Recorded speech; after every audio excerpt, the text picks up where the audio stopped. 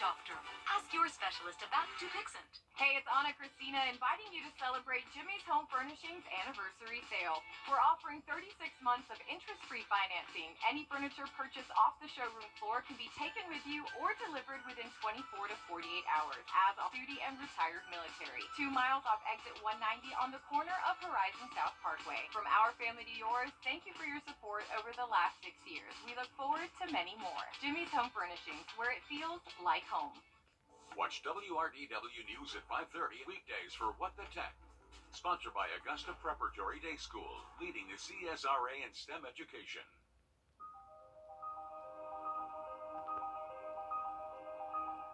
Your safety comes first with the First Alert Radar Network. First just got faster.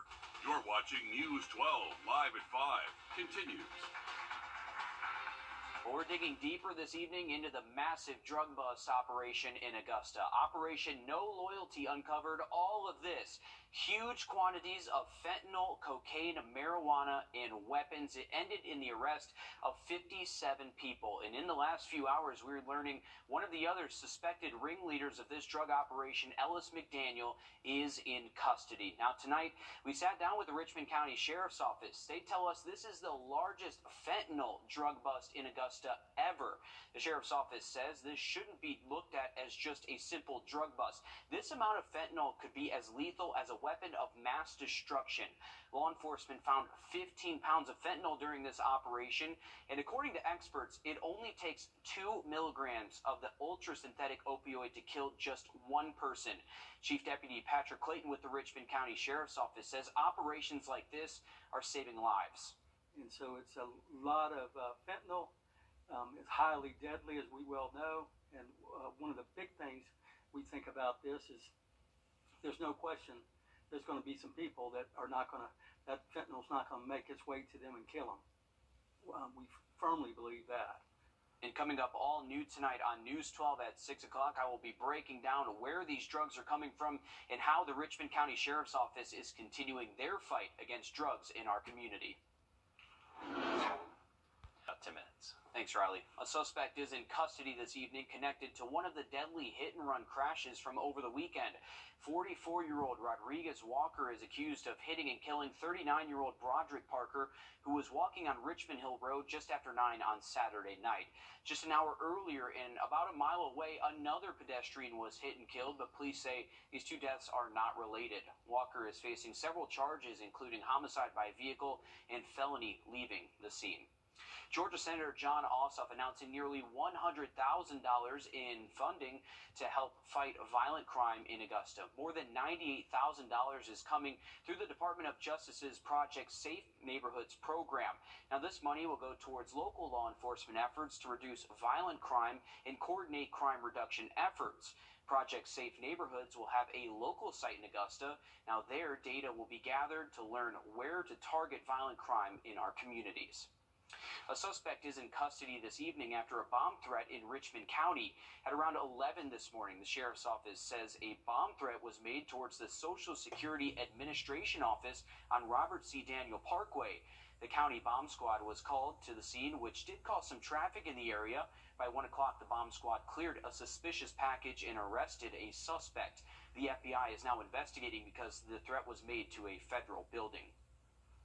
Now, today, Augusta Tech held its State of the College address. In addition to a nearly 9% increase in enrollment this year, several big projects are in the works.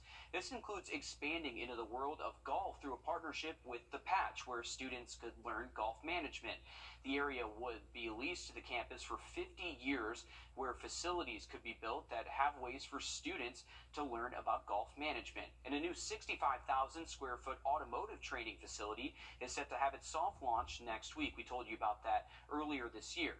Now, possibly the biggest announcement of all, the college is conducting a feasibility study for the possibility of an on-campus student housing. Because if you're going to have a patch, if you're going to have a hospital campus, if you're going to have a cyber center, if you're going to have an advanced manufacturing facility, you got to have student housing. Now, the campus is looking at building this housing on the backside of campus on around 10 acres of land. This would be a multi-year project with the earliest completion date being in 2025. Today, two companies partnering together to bring love to our area. Lennox, an HVAC company, partnering with Sidcox for the first time today as part of Lennox's nationwide Feel the Love donation. This is where community members in need can be nominated to win an HVAC system for free. Now, one of the winners lives right here in our community. We've been doing it widespread since 2018, and it's all throughout North America. In Alt New tonight on News 12 at 6 o'clock, our Taylor Martin sat down with the lucky local mother who got the free heating and cooling system and how it will improve her growing family.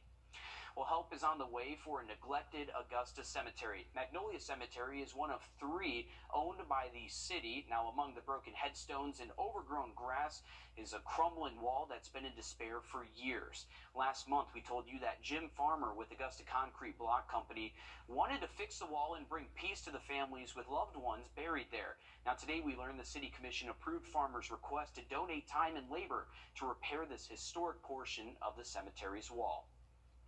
Recently released numbers reveal Georgia desperately needs nurses. Experts say Georgia needs an additional 2,200 nurses by the year 2030. That deficit puts Georgia 6th in terms of need. Abby Casoris has the story. The School of Nursing at Emory University is trying to find a solution to a problem impacting the care received by patients across the state. More than 1,000 students are enrolled in the university's nursing program. Yasmin Jenkins graduates this year. And it just makes sense. My mother was a nurse for 30 years, so it's always been around me and had me to help people. Georgia notably has one of the lowest ratios of employed registered nurses in the nation, with fewer than 750 RNs per 100,000 people. If you put all your resources just into graduating more nurses, if we don't address the complete picture in Georgia, nurses will leave. The school's dean, Dr. Linda McCauley, is announcing Georgia Nursing Leadership Coalition to create the Georgia Nursing Workforce Center, led by Dr. Chelsea Hagopian. We can look at every aspect of the lifespan of a nurse in their career. So we can look at retention, we can look at distribution, and we can look at the pipeline.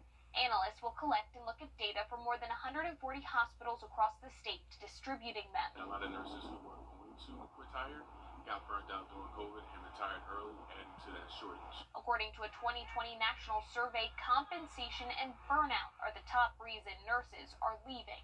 They hope to have their first set of data by January. They plan to share it with Georgia hospitals and hospitals across the country to help find a solution. In Atlanta, I'm Abby Casoris. All right, thanks, Abby. Flag football is a growing sport, and it's now gaining traction right here in the CSRA. Just ahead, how local teams are getting on board. Riley? Well, we do look to stay dry this evening and tonight, but rain chances going up Wednesday night all the way through Thursday. We'll have a look at the forecast coming up.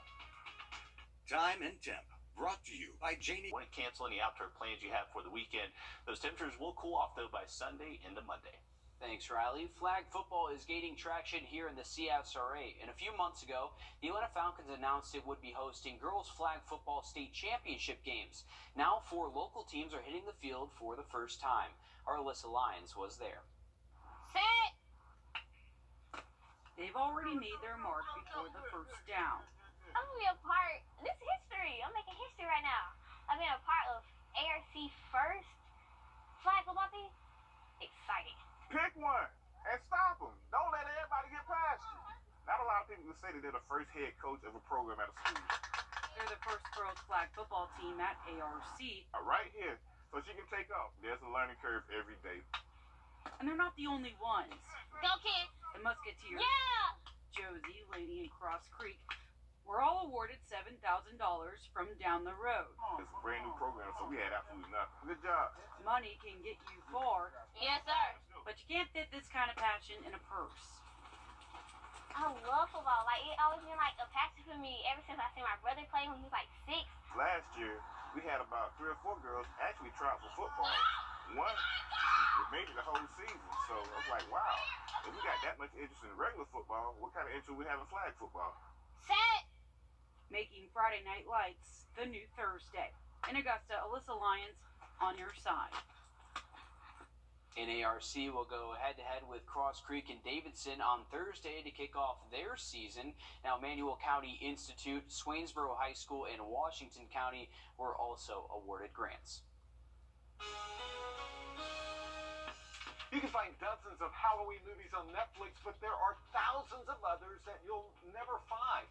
I'm Jamie Tucker, coming up with some secret codes where you can order off the menu. First Alert Radar, powered by Jim Hudson Automotive Group.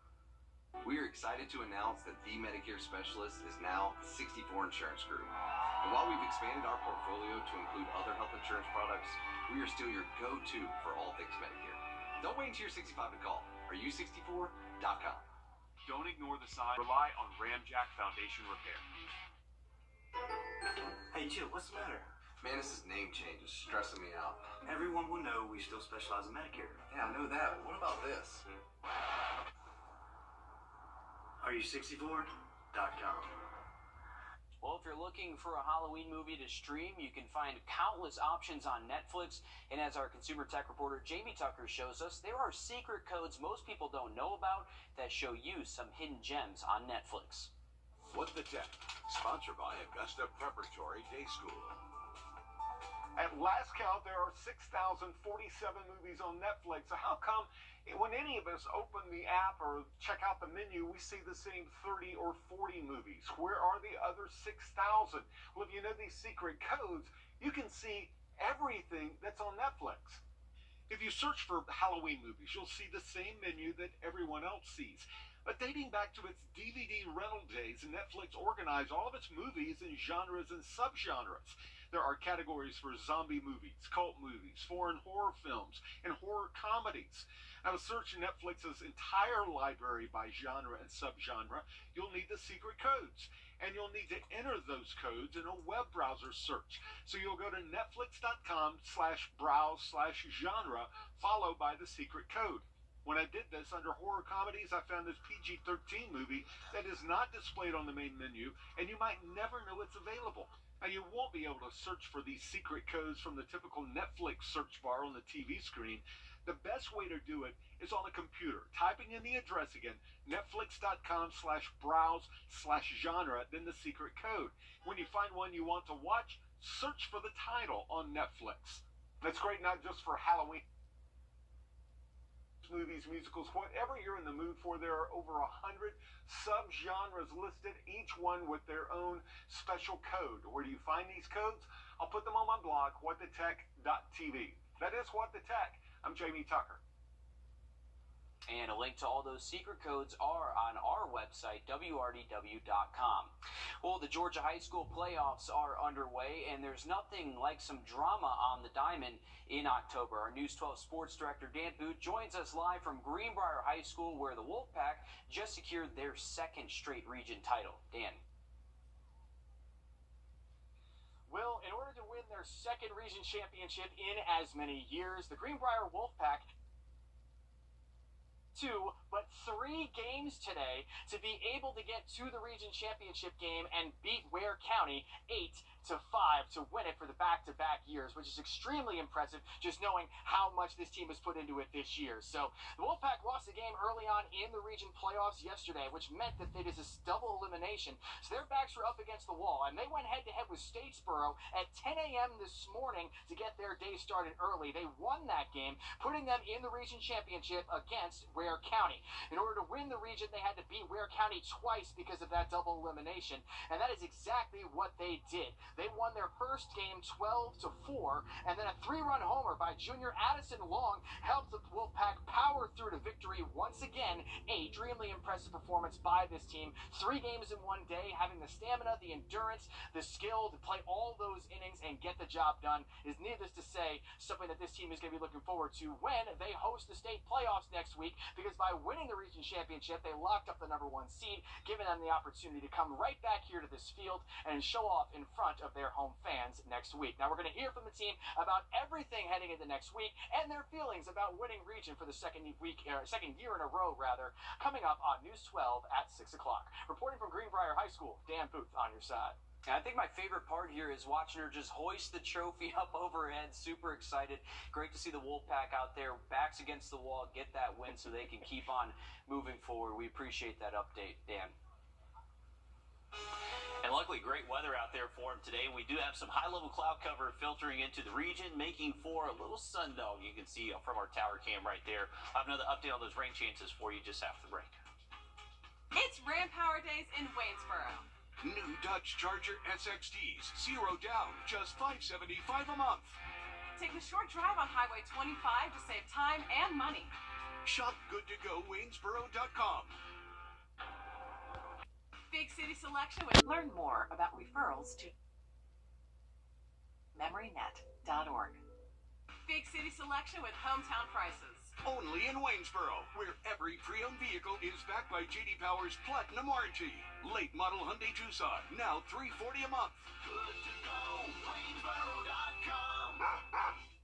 A historic building in Georgia is back open after it was burned to the ground. In Atlanta, Krispy Kreme had sat on Ponce de Leon Avenue since the 1960s. 2 years ago, it was burned to the ground, but today it's back open and owned by NBA great Shaquille O'Neal. Now, people began lining up at 3 in the morning for the grand opening and a chance to get one of the chain's popular donuts. The store is sticking close to its historic roots with an old-fashioned sign and interior design.